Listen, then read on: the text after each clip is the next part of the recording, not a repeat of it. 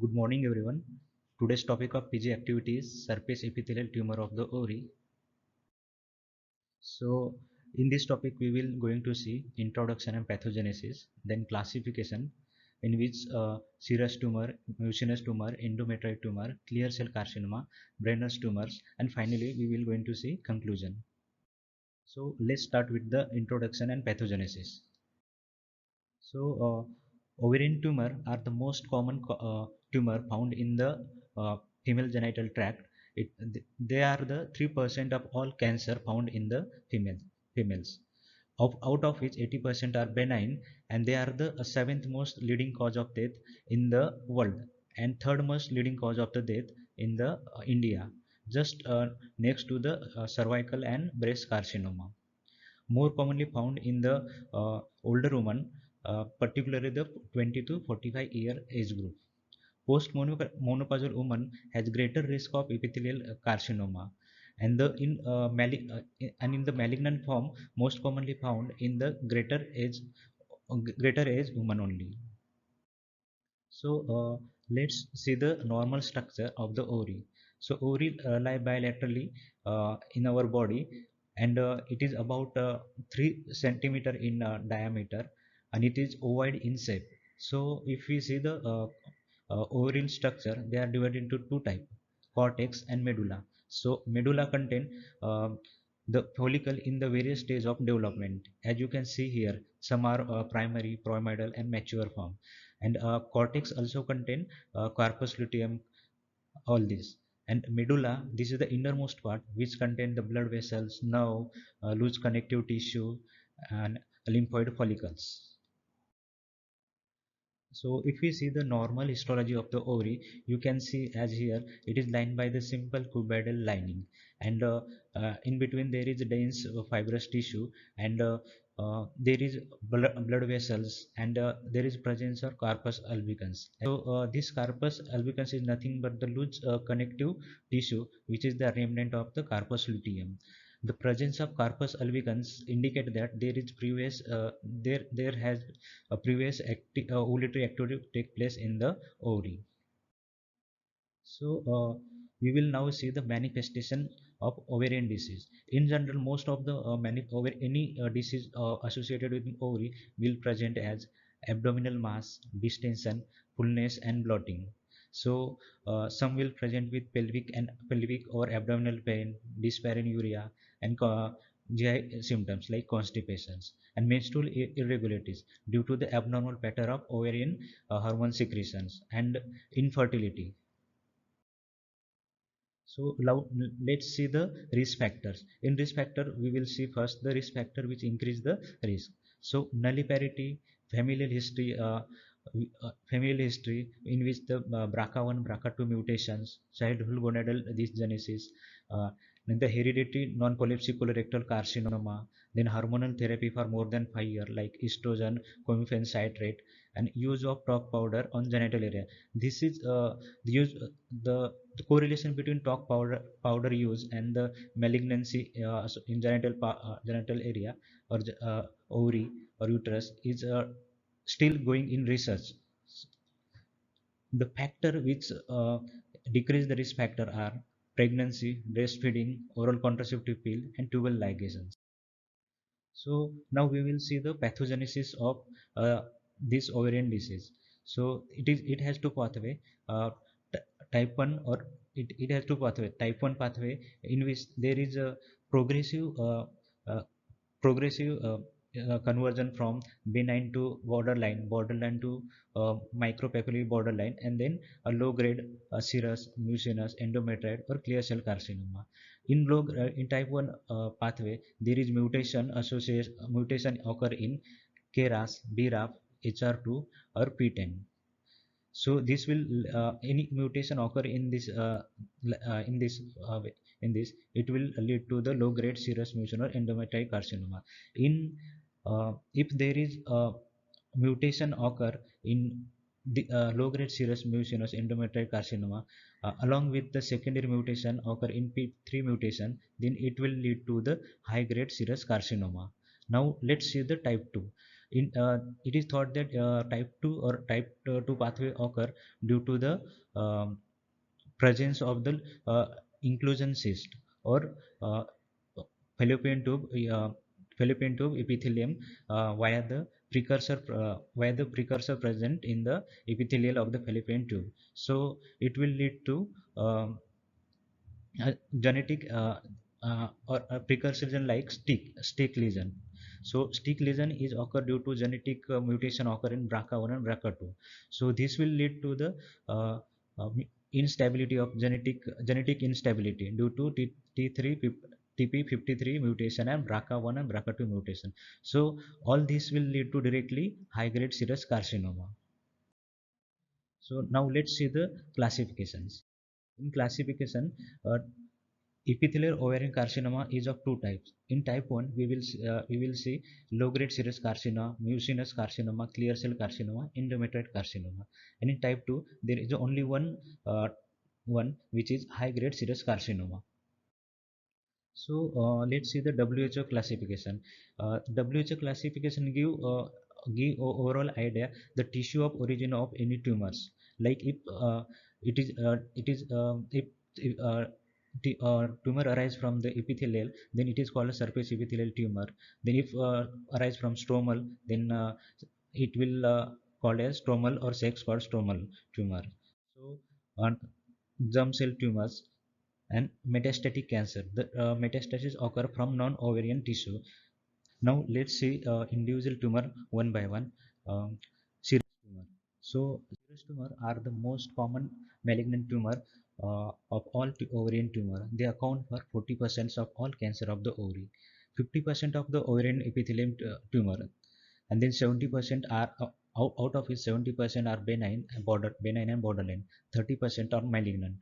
Benign appear during the fifth decade, borderline occur during the between the 30 and 60 years of age, malignant between the 40 to 70 years of age. The prevalence is western countries are higher as compared to Asian countries. So now we will see the uh, grossly gross grossly what we can see on benign serous cystadenoma. So they are the more generally more than 1 centimeter in size and often bilateral, mostly unilocular with flat smooth surface, glistening cyst wall with thickening. Pro, uh, proli- Proliferative growth in the inner surface, as you can see here. Associated fibrosis may lead to the cyst adenofibroma. On microscopically, we will see cyst lined by a simple columnar epithelium with cilia, stromal papilla, uh, stromal papilla with dense fibrous stroma lined by ciliated columnar epithelium as endosalpingeal epithelium. Some of body are usually absent in benign. If serous cystadenoma with proliferation is called when there is less than 10% of tumor volume is intracystic proliferation. Now let's see about the borderline serous tumor. Tumor they are lie between the benign and malignant. So they have low atypical proliferative tumor, non-invasive like low-grade serous carcinoma, and in this there is mutation occur in BRAF and KRAS. It is of two type. Typical serous borderline they are occurring 90%. Borderline tumor with micropapillary pattern they occur in 5 to 10%. Associated with autoimplant. Borderline is associated with autoimplant. Autoimplant is of two type, invasive and non-invasive. So if non-invasive are just called auto implant if the invasion of this auto implant into peritoneal cavity or pelvic cavity, then it is not just called as implant, but they are called as low grade serous carcinoma. On grossly, we will see predominantly cystic and uh, friable vegetation, as you can see here, marked with X and pointed with arrow, and multiloculated, as you can see here. On microscopically, we will see papillary complexity, as you can see here. There is the papillary complexity, intracystic or exophytic. Hierarchical branching of the papillae is the characteristic feature of this serous borderline carcinoma. They are also called as medusa head appearance. There is stratification of the epithelial and branching, tufting, budding, detached cell cluster. So, if you histologically see the typical and micropapillary, in typical we will see there is tufting, budding, or cluster of individual or small cells, as here shown in the circles. And in micropapillary, we will see there is one large papilla from which there is many small papillae directly emerging, as you can see here. So this looks like an medusa head appearance. Again, another type is microinvasion. It is found in 10 to 15% of serous borderline tumor, and foci of rounded clusters invade the stroma, as you can see here pointed with red arrow. The foci of rounded cluster invading the stroma with retracting cleft. The, uh, they are linear growth less than 5 millimeter in greatest dimension in a single focus. To call as microinvasion, there must be linear growth less than 5 millimeter in its greatest dimension. Ovarian serous carcinoma. It is the second most frequent type of carcinoma in the female genital tract. Most common type of the malignant epithelial tumor, which account for 45%. The median age of presentation is 63 years. It occurs between 40 to 70 years of age. Uh, it is also called as set appearance, which includes solid pseudoendometrioid transitional cell type common in BRCA1 mutations. If we see the grossly, the it will appear as a dirty looking, so dirty looking, and it is occurred in 66% bilaterally. Has tumor has irregular mass, and it may be so solid pattern or papillary neck, and as you can see here necrosis and hemorrhage. On microscopically, we will see there is more complex papillary architecture as compared to the borderline. Malignant cell in glandular pattern. You can see here the malignant cell in which appear in glandular pattern. There is high nuclear atypia, high mitotic activity, and epithelial stratification. And the main characteristic feature of this serous cyst adenoma is stromal invasion, which is not occur in borderline or benign. To call it as cystoderma or malignant, there must be presence of stromal invasion. So again, here the I have taken purposefully the pathogenesis of this ovarian tumor. As I said earlier, it is of two type. In type 1, there is a progressive conversion of benign to borderline, borderline to micropapillary, and finally into low grade or high grade serous or mucinous endometrioid carcinoma, as you can see here. And in type 2, which is occur due to the a stick precursor due to the BRCA1 BRCA2 mutations, and inclusion cyst, which lead to directly high grade serous carcinoma. A type 2 occur due to mutation in TP53, PIK3KA, and RB retinoblast RB associated with the mutation in BRCA1 and BRCA2. So let's see the comparison between low grade and high grade serous carcinoma. So in low grade, we will see micropapillary growth with thin fibrovascular core, clear face, and in high grade, we will see complex papillary, solitary, glandular, or serous cell pattern.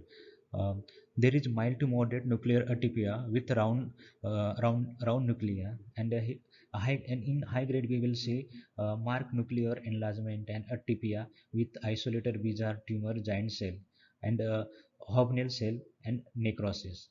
The main characteristic feature is low grade, less than 12 mitosis per 10 high power field, and in high grade more than 12 mitosis per 10 high power field. Low grade had low rare necrosis, and high grade had necrosis. Some of the body are mostly found in low grade and relatively few in high grade. There is mutation of KRAS BRAF in low grade, and P53 and BRCA mutation in high grade. It is important to distinguish between low grade and high grade, because low grade are um, resistant to conventional chemotherapy. So platinum is not useful in low grade, but high grade are sensitive to chemotherapy. So in case of high grade, we can directly start platinum chemotherapy. Now we will see the IHC markers. Serous carcinoma are 90 to 100% positive for cytokine 7, CAM 5.2, epithelial markers like epithelial membrane antigen, and they are negative for calretinine. Wilms tumor 1 protein marker of ovarian tubal primary peritoneal serous tumor. It is negative in uterine carcinoma. Um, Estrogen receptor are diffusely positive in low-grade serous carcinoma and patchily positive in high-grade serous carcinoma. Progestin receptor may be positive in low-grade serous carcinoma, but they are always negative in high-grade serous carcinoma. P53 is useful to differentiate between high-grade and low-grade. So P53 is always positive in high-grade serous carcinoma. if if the cytokeratin 7 is positive and cytokeratin 20 is negative, then it is thought that it is the primary ovarian tumor.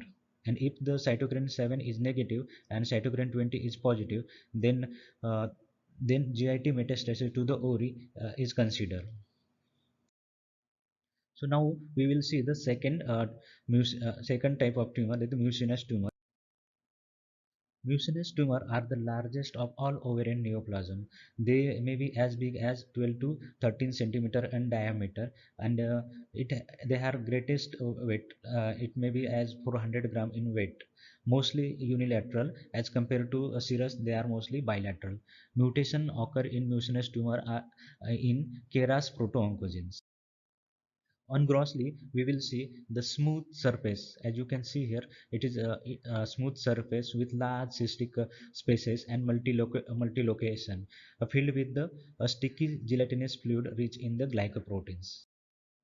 On microscopically, we will see uh, multiple cysts and glands.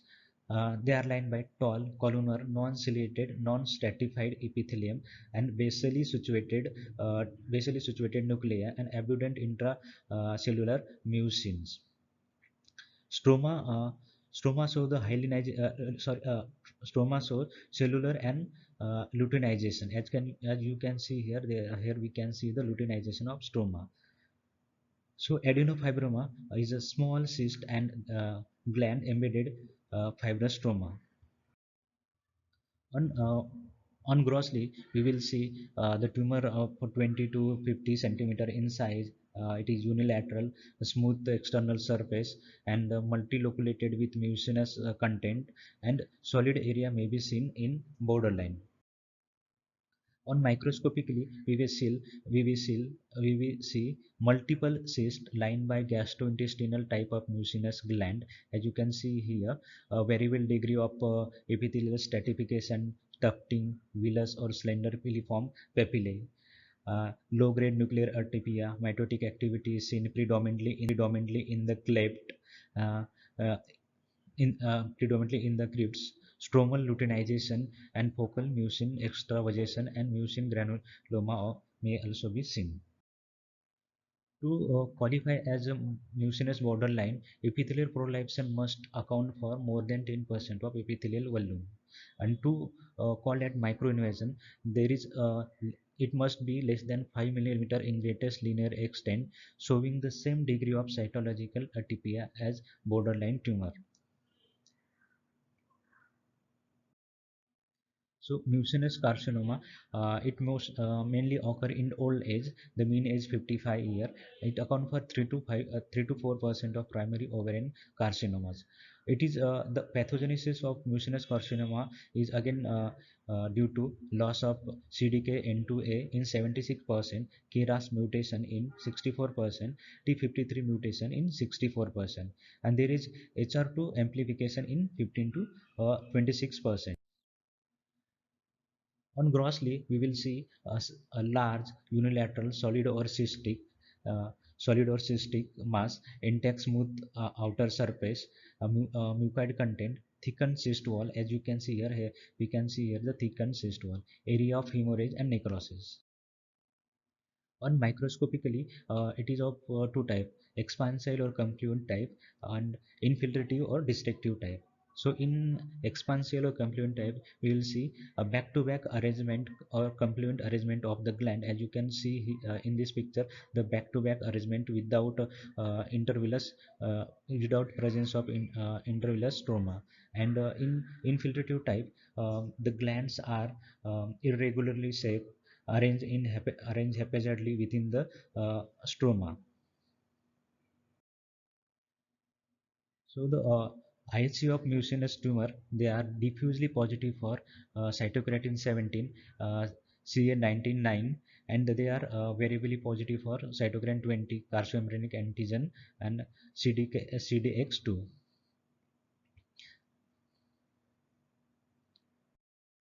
So now let's see the endometrioid.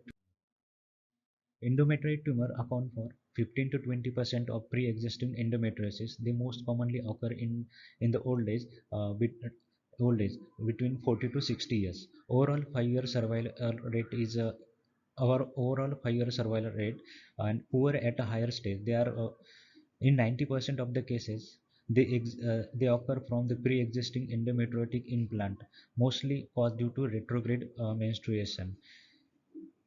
During retrograde menstruation, the epithelium of the endometrioid travel through fallopian tube into the pelvic vein or in abdomen, peritoneal cavity, and the implant may lodge in all over the peritoneal and ovarian surface. So they are called now as endometriomas, which are the blood-filled cyst, and endometrium are considered as the precursor of endometrioid carcinoma. And it is thought that it is the occur due to deregulation of canonical WNT signaling and PIK3 or P10 signaling. The loss of P10 function by loss of heterozygosity or mutation is an early event in the development of endometriosis related cancer of the ovary. On grossly, we will see it is first, it is very rarely occurring tumor and occur as a single cyst. uh, then it may be cyst adenoma or cyst adenofibroma. To called as cyst adenoma, if the tumor has a cystic area, then it is called as cyst adenoma. If the tumor has a fibrotic area, then it is called adenofibromas. uh, Cyst adenoma usually unilocular cyst, and adenofibroma are typically solid, firm, white on cut surface, sometimes with the small cyst. Microscopically, on microscopy, we will see cyst lined by endometrioid type of epithelium with no underlying endometrial type of stroma. So the gland look like endometrial gland, but there is absence of endometrial stroma. Then squamous or mucinous differentiation can also occur. Dystrophic stromal calcification may be present. Now see, let's see the borderline endometrioid tumor. The pathogenesis most commonly associated with endometriosis and endometrioid adenofibroma. 90% have the CTNNB1 mutations. On gross, we will see the on gross we will see the unilateral mass in 90% of the cases. The tumor or mass is usually large in size, more than 9 centimeter.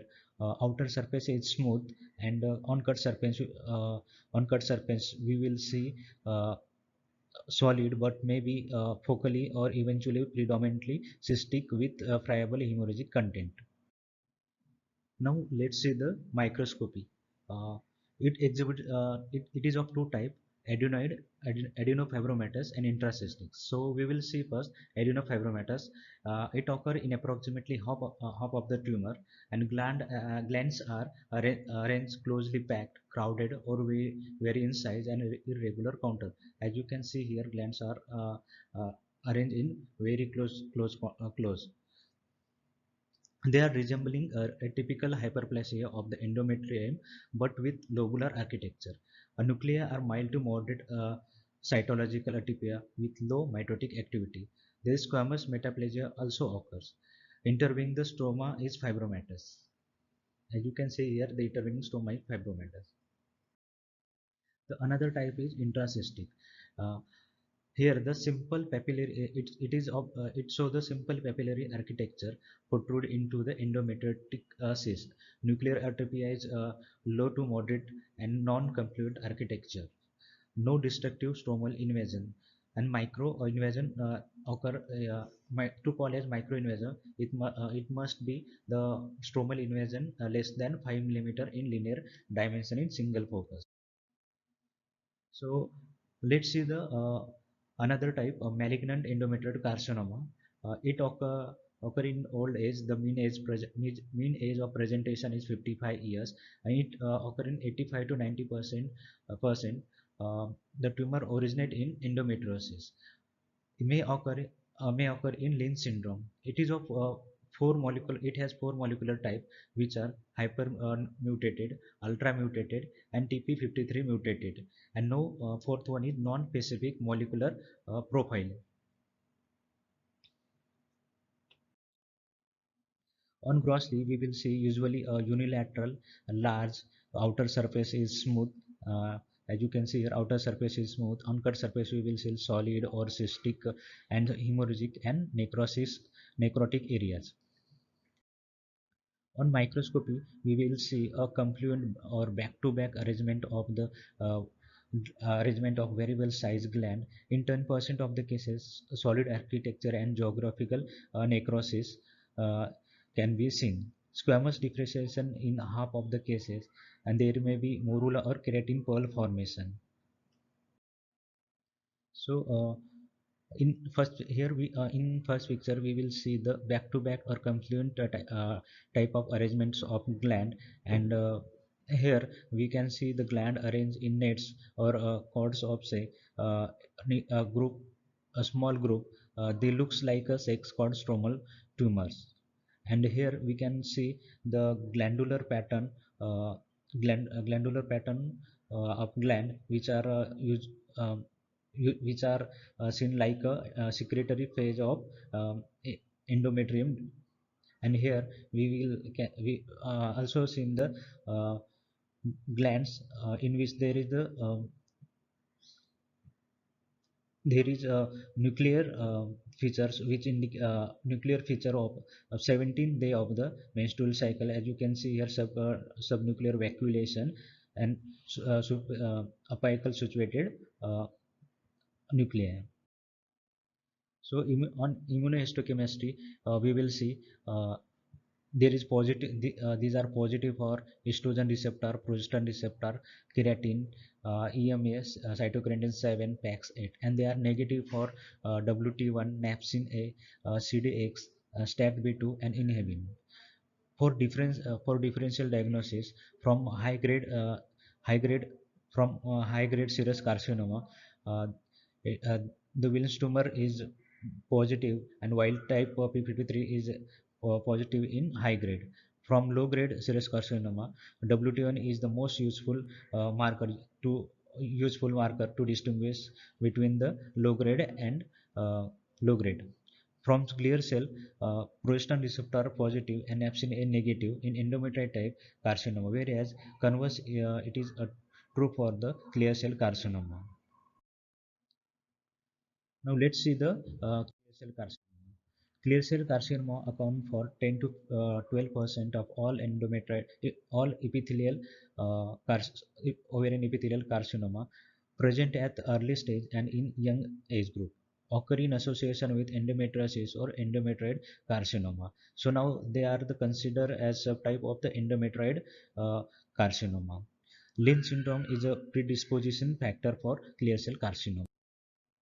On gross, we will see a big mass with smooth surface and lobulated areas.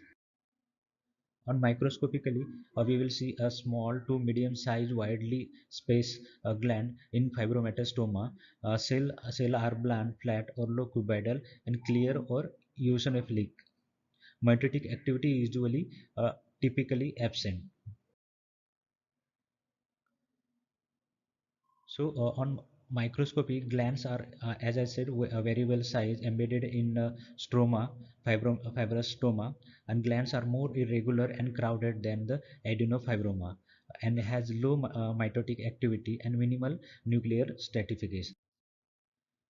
In malignant form, we will see malignant clear cell carcinoma. The mean age of occurrence is 56 years, most commonly associated with paraneoplastic hypercalcemia and venous thromboembolism.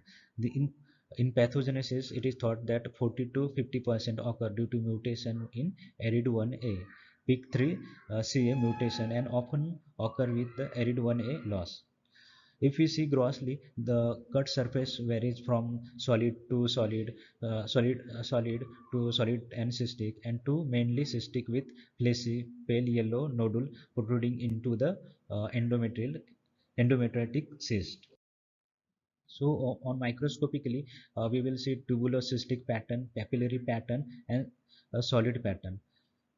So in tubular cystic pattern, as the name suggests, the glands, it is lined by the glands and cyst. As you can see here, variable size of glands and cyst, which have intraluminal secretion, eosinophilic secretions. In solitary pattern, we will see simple papillary projection without uh, branching.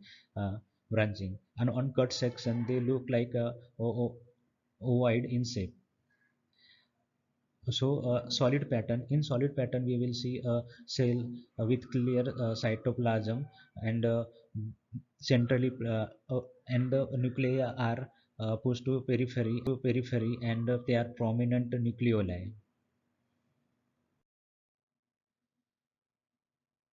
The immunohistochemistry of clear cell carcinoma, they are positive for PAX8, napsin A, HNF1 beta, and negative for Wilms tumor 1 estrogen or progesterone receptor. Now let's see the brain tumors. So the Brenner tumor or transitional cell carcinoma, as the name suggests, that they resemble those of the transitional cell neoplasm of the urinary tract. They account for 1 to 2% of all ovarian neoplasm. The average age of occurrence of this Brenner's or transitional cell carcinoma is about approximately 50 years. Sometimes sign of hyperestonia, such as postmenopausal uterine bleeding from the endometrial hyperplasia, slow rate of growth, and rarely ascites. On grossly, we will see a solid or cystic, a sharply demarcated yellow-white, as you can see here, a sharply demarcated uh, yellow-white fibromatous tumor occupy a portion of the section surface of the ovary. On microscopically, we will see fibrous stroma resembling the normal ovarian stroma, separated by sharply demarcated nest of urothelial lining. These are the urothelial lining, and this is the fibrous stroma, which look like the normal stroma of the ovary with mucinous glands. The immunohistochemistry of Brenner's tumors are they are positive for keratin, uh, epithelial membrane antigen, CA. Also, they are positive also in lumen in cyst. Thank you.